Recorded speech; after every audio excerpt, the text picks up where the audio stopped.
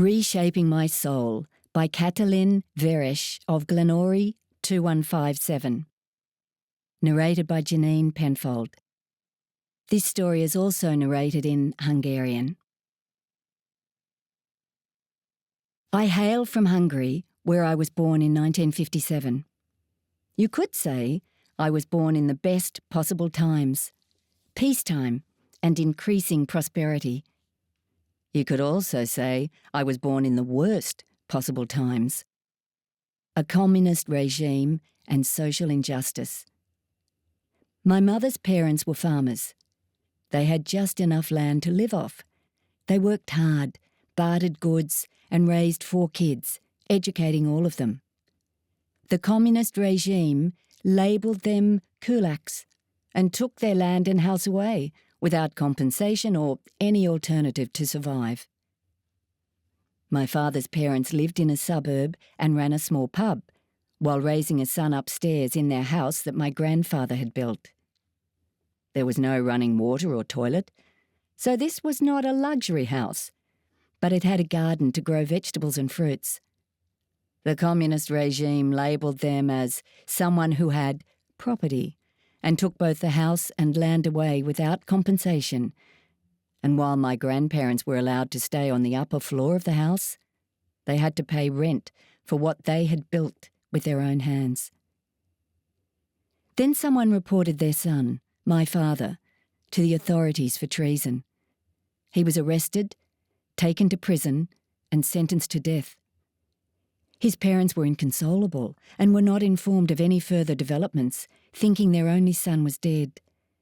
My father's sentence was later commuted to a life sentence, and after 7 years he was released. His parents were elated that he was alive.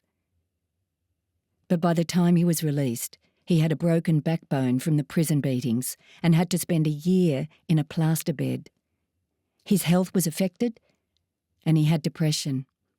He was not allowed to work any decent jobs due to his record, even though he had been close to finishing law school before the war. He worked as a helper on a truck for years. My grandmother's health also deteriorated, and she died not long after.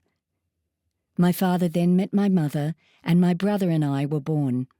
My mother was a teacher, but her career was affected by being married to someone undesirable to the regime. In 1979, my brother left the country and settled in Australia. I got married and had a daughter in Hungary. And life went on. But I could never fully believe that my father hadn't done something terrible for which he was imprisoned and sentenced, although he always maintained his innocence. He died of cancer in 1986.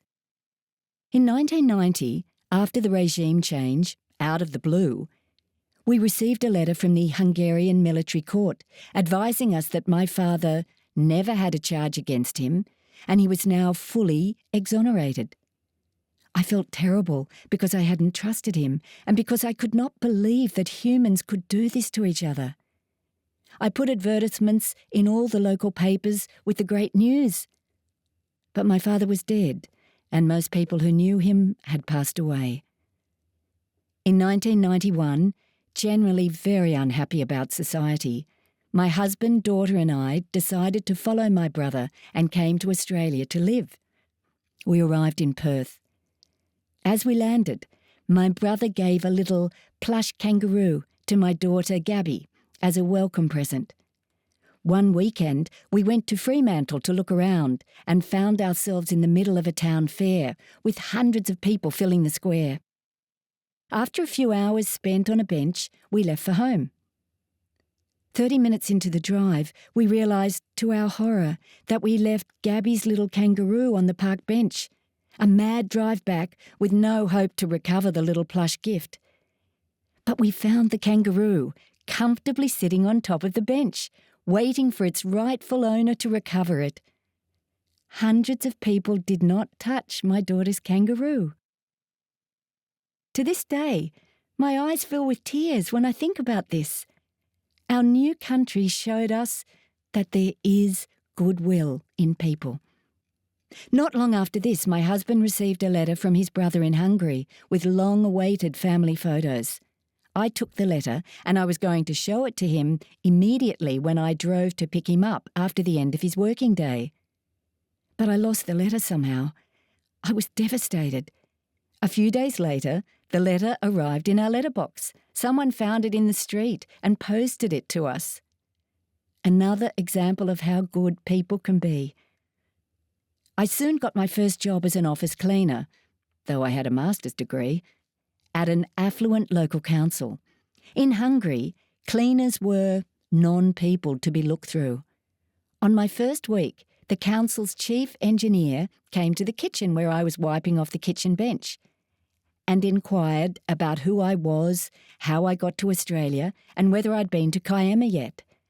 When I said no, he offered to drive me and my whole family around in Kiama the following weekend. Time and time again, I get reminded that this is a great country, that people are good, and that we need to be kind to each other.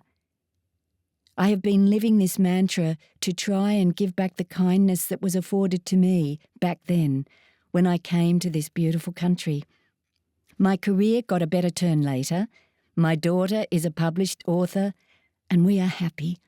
I am proud to say that my mother, after all those years of injustice and poverty, now lives with us and is almost 97 years old. While she never learned English, she has helped our family in so many ways for so long, and now it's time for me to give back to her and look after her. I will be forever grateful to have been able to bring her here. Thank you, Australia, for reshaping my soul. The end.